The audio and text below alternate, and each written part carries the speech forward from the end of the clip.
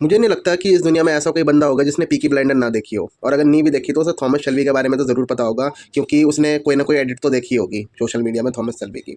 अगर आपको Peaky blinder अच्छी लगी है तो मैं आपको लिख के दे सकता हूँ कि आपको दोस्तोयेव्स्की का आखिरी और सबसे महान काम द ब्रदर ऑफ कर्मजोफ ये भी अच्छा लगेगा, क्योंकि जैसे पीकी ब्लाइंडर 3 भाइयों की कहानी थी, शेल्बी ब्रदर्स की कहानी थी और उनके इर्द गिर्द पूरी स्टोरी रिवॉल्व करती है, वैसे ही द ब्रदर ऑफ कर्मजोफ कहानी है 3 भाइयों की। और जब भी आप इन 3 भाइयों को पढ़ोगे आपको शेल्बी ब्रदर्स की ही याद आने वाली है। और इसमें जो कैरेक्टर है इवान तो आपको थॉमस शेल्बी की याद दिलाएगा, क्योंकि ये तीनों भाई अलग अलग तरीके से सोचते हैं, इनके अपने अलग विचार हैं और ये पूरी कहानी इसी में फोकस करती है।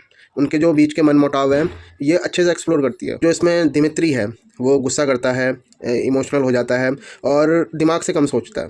और जो इवान पूरा थॉमस शेल्बी की तरह है, दिमाग से काम लेता है और तर्क करता है हर चीज़ में और नास्तिक है। और जो अलियोशा है वो इस कहानी का सबसे प्यारा कैरेक्टर है, सबसे प्यारा, सबसे मासूम, शांति में रहता है, अपने काम से काम रखता है, बोलता कम है सुनता ज़्यादा है और रिलीजियस है, धार्मिक है। तो ये 3 भाइयों की कहानी है और कहानी में क्या होता है, कहानी की शुरुआत कैसे होती है, ये आपको खुद पढ़ना होगा वरना स्पॉइलर हो जाएगा। इस कहानी का सबसे कोर मैसेज क्या है? इस कहानी का कोर मैसेज ये है कि हम सब कहीं ना कहीं एक गुनहगार हैं, किसी न किसी के। हम दूध के धुले नहीं हैं, हमने भी किसी न किसी का क्या पता बुरा किया हो। और गुनाह करने का मतलब सिर्फ ये नहीं होता कि आपने कुछ गलत किया हो। अगर आपने कुछ गलत होते हुए देखा भी है और आपने कुछ नहीं किया, आप मुंह फेर लिया उस चीज़ से, जैसे लोग करते हैं कि सामने किसी का खून हो रहा हो पर लोग नहीं बोलते कुछ, तो आप भी उस गुनाह के हिस्सा हो। तो ये कहानी हमें ये समझाने की कोशिश करती है, ये हमें खुद के अंदर के गुनहगार से मिलाती है।